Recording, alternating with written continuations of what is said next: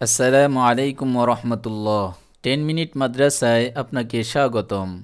আজ আমরা আল্লাহর প্রিয় বান্দা হওয়ার 13টি মহামূল্যবান আমল সম্পর্কে জানব। মানুষ সমগ্র সৃষ্টি জগতের সর্বশ্রেষ্ঠ জীব।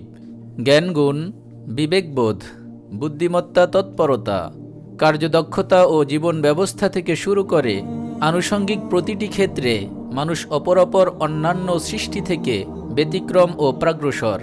জীবন ও জগতের সব কিছুতে মানুষের স্বকীয়তা, অনন্যতা ও বৈশিষ্ট্য অতুলনীয়।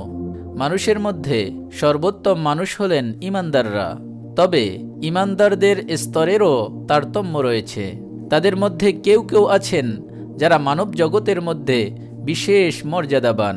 তারা কাজকর্ম, ইবাদতবন্দিগি ও সার্বিক কার্যকলাপ দ্বারা সর্বদা আল্লাহর সন্তুষ্টি ও সান্নিধ্য পরশ কামনায় মগ্ন থাকেন এবং প্রতিনিয়ত নিজেদের প্রভুর সকাশে আত্মসমর্পিত রাখেন। ফলে তারা আল্লাহর সমাধিক ভালোবাসা ও করুণা লাভে ধন্য হন।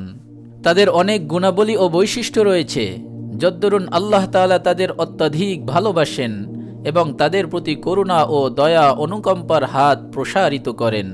সূরা ফুরকানে আল্লাহ তাআলা তাদের বিভিন্ন গুণাবলী ও বৈশিষ্ট্য নিয়ে আলোচনা করেছেন।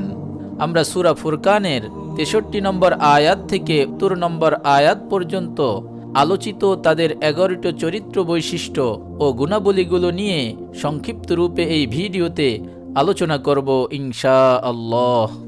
নম্বর 1, আল্লাহ তাআলার দাসত্ব। মানুষ যেহেতু আল্লাহর আব্দ বা দাস, সেই হিসেবে দাসের কাজ হচ্ছে সদা প্রভুর আদেশ নিষেধের অনুগত থাকা। প্রভুর সামনে দাসের আশা আকাঙ্ক্ষা কিংবা ইচ্ছা অনিচ্ছা বলতে কিছু থাকে না। তার সব কিছু আল্লাহর মর্জির উপর নির্ভরশীল। যে আল্লাহর প্রকৃতপক্ষে বান্দা হওয়ার যোগ্য, সে তার ইচ্ছা অনিচ্ছা, অভিরুচি সব কিছু আল্লাহর ইচ্ছাধীন সম্পাদন করে থাকে এবং সর্বদা আল্লাহর আদেশ নিষেধ অবনত মস্তকে পালন করে। এজন্যই ইসলাম শব্দের অর্থ হচ্ছে পূর্ণ আত্মসমর্পণ। নম্বর 2, পৃথিবীতে নর্মভাবে চলাফেরা করা। আল্লাহ তাআলা বলেন, আল্লাহর বান্দা হলো তারা যারা জমিনে বিনীতভাবে চলাফেরা করে। সূরা ফুরকান আয়াত নম্বর 63। অর্থাৎ তাদের চালচলনে বিনয়, স্থিরতা ও নিরহংকার প্রকাশ পায়। আত্মগরিমা ও দাম্ভিকতা দেখা যায় না। তাদের দৃষ্ট নিম্নগামী হয় এবং তারা দৃঢ় পদক্ষেপে পথ চলে। আল্লাহ ভীতির কারণে তাদের অঙ্গ প্রত্যঙ্গ সদা নমনীয় থাকে এবং যত্রতত্র সেগুলোর ব্যবহার থেকে তারা বেঁচে থাকে। প্রকৃতপক্ষে তারা দুর্বল, ভীরু কিংবা অক্ষম নয়, বরং আল্লাহ ভীতি ও আখিরাতের চিন্তা তাদের সজ্জন, সহনশীল এবং নমনীয় ও স্বল্পভাষী করে রাখে। নম্বর 3, মূর্খজনিত আচরণের বিপরীতে শান্তির বার্তা। আল্লাহ তাআলা বলেন, মূর্খেরা যখন তাদের সঙ্গে বাকবিতণ্ডা করে তখন তারা বলে, তোমাদের উপর সালাম বা শান্তি বর্ষিত হোক। সূরা ফুরকান আয়াত নম্বর 63। এখানে সালামের অর্থ মুসলমানেরা পরস্পর দেখা সাক্ষাতে অভিবাদন জানানোর ধর্মীয় মাধ্যম সালাম নয়, বরং ওই অজ্ঞের শান্তি, সুখ ও নিরাপত্তা কামনা করা এবং বুঝিয়ে দেওয়া যে তোমার অজ্ঞতাপ্রসূত আচরণের জবাব আমি মূর্খতা দিয়ে দেব না, তোমার সঙ্গে ঝগড়াও করব না, বরং তোমার শান্তি, সমৃদ্ধি ও মঙ্গল হোক, সেটাই আমি কামনা করি। আল্লাহ তাআলা অন্য জায়গায় বলেছেন, ভালো ও মন্দ কখনো সমান হতে পারে না। মন্দকে ভালো আচরণ দ্বারা প্রতিহত করো। অতএব যার সঙ্গে তোমার শত্রুতা রয়েছে সে হয়তো তোমার পরম প্রিয় বন্ধু হয়ে উঠবে। সূরা ফুসসিলাত আয়াত নম্বর 25। নম্বর 4, সিজদা ও নামাজরত অবস্থায় রাত্রি জাগরণ করা। আল্লাহ তাআলা বলেন, যারা তাদের রবের ইবাদতে সিজদা ও দণ্ডায়মান অবস্থায় রাত্রি জাগরণ করে তারাই আল্লাহর প্রিয় বান্দা। সূরা ফুরকান আয়াত নম্বর 64। যারা ইবাদতের নিমিত্তে নিদ্রা ও শয্যা ত্যাগ করে রাত্রি জাগরণ করে তারা নিশ্চয়ই আল্লাহর প্রিয় বান্দা। শেষ রাতের তাহাজ্জুদ নামাজ সকল নেক বান্দাদের রাতের অভ্যাস ছিল। এ নামাজ মুমিনের মান মর্যাদা বৃদ্ধি করে। আল্লাহর অপার মেহেরবানি এই যে যারা এশা ও ফজরের নামাজ জামাতের সঙ্গে আদায় করবে তাদেরও তিনি ইবাদতের নিমিত্ত রাত্রি জাগরণকারী হিসেবে অন্তর্ভুক্ত করবেন। হযরত উসমান রাদিয়াল্লাহু তাআলা আনহু বলেন, যে এশার নামাজ জামাতে পড়ে সে অর্ধরাত্রি, এবং যে ফজরের নামাজ জামাতের সঙ্গে পড়ে সে বাকি অর্ধরাত্রি ইবাদত করার সওয়াব পায়। আবু দাউদ। নম্বর 5, জাহান্নাম থেকে মুক্তির দোয়া করা। আল্লাহর প্রিয় বান্দারা বলে, হে আমাদের পালনকর্তা, আমাদের কাছ থেকে জাহান্নামের শাস্তি দূরে সরিয়ে নাও, জাহান্নামের শাস্তি নিশ্চয়ই ধ্বংসের। সূরা ফুরকান আয়াত নম্বর 65। নম্বর 6, অপচয় ও কার্পণ্য না করা। আল্লাহর প্রিয় বান্দাদের আরেকটি গুণ হলো তারা যখন খরচ করে তখন তারা অযথা ব্যয় করে না, কৃপণতাও করে না, বরং মধ্যপন্থা অবলম্বন করে। সূরা ফুরকান আয়াত নম্বর 67। শরীয়তের পরিভাষায় আল্লাহর অসন্তুষ্টিতে খরচ করাকে অপব্যয় বলে, যদিও তা অতি সামান্য হোক। কোরআনে অন্য জায়গায় আল্লাহ তাআলা বলেন, নিশ্চয়ই অপব্যয়কারীরা শয়তানের ভাই। সূরা বনী ইসরাঈল আয়াত নম্বর 27। বৈধ ও শরীয়তের অনুমোদিত ক্ষেত্রেও প্রয়োজনের অতিরিক্ত খরচ করা অপচয়ের পর্যায়ভুক্ত। কোরআনের ভাষ্যানুযায়ী অযথা ও অনর্থক ব্যয় হারাম ও গুনাহের কাজ।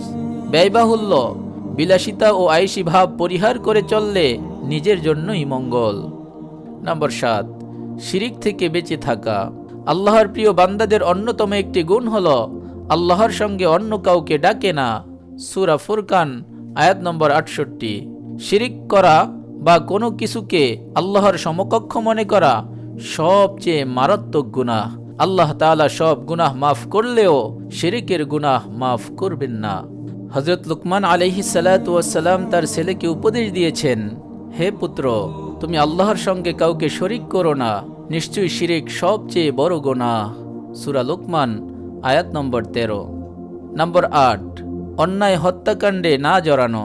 আল্লাহর প্রিয় বান্দারা কোনো নিরপরাধ ব্যক্তিকে হত্যা করে না ও পৃথিবীতে বিশৃঙ্খলা সৃষ্টি করে না। আল্লাহ তাআলা তার প্রিয় বান্দাদের গুণ বর্ণনা করে বলেন, আল্লাহ যার হত্যা অবৈধ করেছেন সঙ্গত কারণ ছাড়া তাকে হত্যা করে না। সূরা ফুরকান আয়াত নম্বর 68। নম্বর 9, বেবিচারে লিপ্ত না হওয়া। আল্লাহর প্রিয় বান্দারা জিনা, বেবিচার, অশ্লীল কার্যকলাপ ইত্যাদিতে জড়ায় না, এমনকি বেবিচারের নিকটবর্তীও হয় না। গান বাজনা, নিত্য ছায়াছবি, অশ্লীল দৃশ্য, বেপর্দা ও খোলামেলা চলাফেরা এবং অবাধ মেলামেশা, এসব পাপাচার ও গর্হিত কাজ মানুষকে ক্রমান্বয়ে ছোট বড় বেবিচারে লিপ্ত করে। আল্লাহর প্রিয় মানুষেরা এসবের ধারে কাছেও যায় না।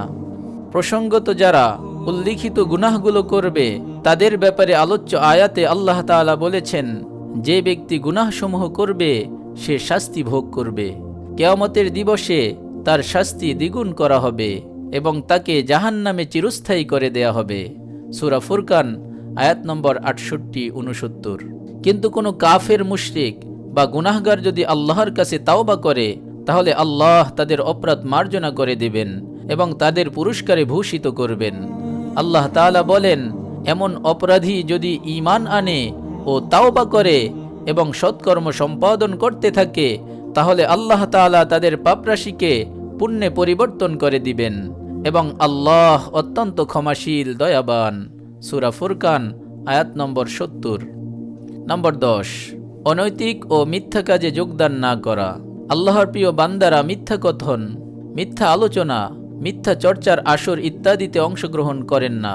অনৈতিক ক্রিয়ালাপ, পরনিন্দা ও মিথ্যা সাক্ষ্য প্রদান থেকে বেঁচে থাকে এবং ভিডিওতে উল্লেখিত এসব থেকে নিজেদের রক্ষা করে চলে। আল্লাহ তাআলা বলেন, যারা মিথ্যা কিছুতে উপস্থিত হয় না তারাই আল্লাহর প্রিয় বান্দা। সূরা ফুরকান আয়াত নম্বর 72। নম্বর 11, অসার ক্রিয়াকর্মের সম্মুখীন হলে ভদ্রভাবে পাশ কেটে যাওয়া। তারা যদি দৈব চক্রে অনিচ্ছা সত্ত্বেও অনর্থক ও বাজে কাজের সম্মুখীন হয় তাহলে কৌশলে ও ভদ্রভাবে তা এড়িয়ে যান। গাম্ভীর্য ও স্বাধীনতা বজায় রেখে সেখান থেকে সরে যান। আল্লাহ তাআলা তার প্রিয় বান্দাদের প্রসঙ্গে বলেন, যখন অনর্থক কিছুর পাশ দিয়ে যায় তখন ভদ্রভাবে চলে যায়। সূরা ফুরকান আয়াত নম্বর 72। নম্বর 12, আল্লাহর নিদর্শনাবলীর আলোচনা করা হলে বধিরের মতো আচরণ না করা। যখন আল্লাহর প্রিয় বান্দাদের সামনে আল্লাহর আয়াত ও নিদর্শনাবলী আলোচনা করা হয় তখন তারা অন্ধ ও বধিরের মতো আচরণ করে না, অর্থাৎ না শোনার, না বোঝার কিংবা না দেখার ভান করে না, বরং শ্রবণ শক্তি ও অন্তর্দৃষ্টি দিয়ে এগুলো নিয়ে চিন্তা ভাবনা করে। মূর্খের মতো না বোঝা কিংবা বধিরের মতো না শোনার ভান করে না। আল্লাহর প্রতিটি সৃষ্টি ও নিদর্শনাবলীর প্রতি মনোনিবেশ করে। আল্লাহ তাআলা বলেন, এবং যখন তাদের পালনকর্তার নিদর্শনাবলী স্মরণ করিয়ে দেওয়া হয় তখন তারা অন্ধ ও বধির হয়ে ওঠে না। সূরা ফুরকান আয়াত নম্বর ৭৩। নম্বর ১৩, স্ত্রী সন্তানের মাঝে চোখের শীতলতা চেয়ে দোয়া করা। আল্লাহর প্রিয় বান্দারা অন্যান্য দোয়ার সাথে এ দোয়াও করে, হে আমাদের পালনকর্তা, আমাদের স্ত্রী ও সন্তানাদির পক্ষ থেকেও আমাদের জন্য চোখের শীতলতা দান করুন এবং আমাদের খোদা ভীরুদের ইমাম বা নেতা করুন। সূরা ফুরকান আয়াত নম্বর ৭৪। চোখের শীতলতা অর্থ তাদের আল্লাহর আনুগত্যে মশগুল দেখা। কারণ সন্তানেরা যদি সৎ ও নেককার হয় তবে তার ফলাফল তো দুনিয়াতেই দেখা যায়। মৃত্যুর পর কবরে সাদকায়ে জারিয়ার সওয়াব পৌঁছতে থাকে। আল্লাহর প্রিয় বান্দারা কেবল নিজের সৎকর্ম নিয়েই সন্তুষ্ট থাকে না, বরং নিজের স্ত্রী সন্তান ও পরিবারের যাবতীয় সংশোধন এবং তাদের সৎ পথের দিশা দেয়া ও শিষ্টাচার শিক্ষা দেওয়ার চেষ্টা করে যান প্রতিনিয়ত।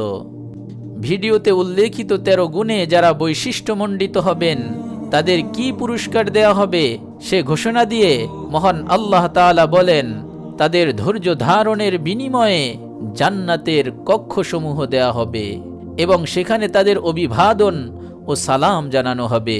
সেখানে তারা চিরকাল বসবাস করতে থাকবে। অবস্থান ও আবাসস্থল হিসেবে তা কতই না চমৎকার। সূরা ফুরকান আয়াত নম্বর ৭৫-৭৬। আল্লাহ তাআলা আমাদের এসব গুণাবলীতে বৈশিষ্ট্যমণ্ডিত হওয়ার তৌফিক দান করুন, আমিন। আপনি যদি এরকম ভিডিও আরও পেতে চান তাহলে আমাদের এই চ্যানেলটি সাবস্ক্রাইব করে পাশে রাখা বেল আইকনটি অন করে দিন। আপনার প্রতি শুভ কামনা রেখে আজকের মতো বিদায় নিচ্ছি। আসসালামু আলাইকুম ওয়া রাহমাতুল্লাহ।